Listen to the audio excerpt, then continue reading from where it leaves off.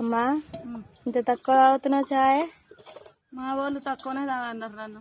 రోజు రోజు గ్లాసు తగ్గిస్తున్నావుగా. సార్తి ఒకప్పుడు అయితే అమ్మ మస్తు చాయ్ తాగేది చక్కెర వేసుకొని, కానీ అసలు చాయ్కే నోసుకోకుండా అయిపోయింది. చక్కెర లేకుండా తాగుతుంది పాపం. ఒకప్పుడు అట్లా తాగిన కాబట్టి ఇగో ఇప్పుడు తయారైనా. కరెక్ట్. అమ్మ అయితే చేసిన తప్పుని మంచిగా చెప్తుంది.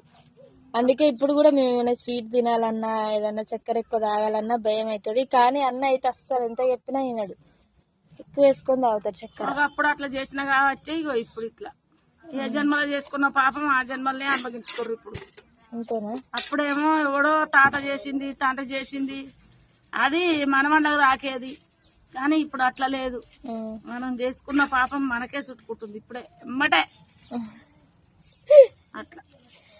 అంతేనా? అమ్మ అయితే టీ తాగుతుంది ఫ్రెండ్స్. మరి మీరందరూ తాగిరా లేదా కామెంట్ చేయండి. బాయ్ మరి.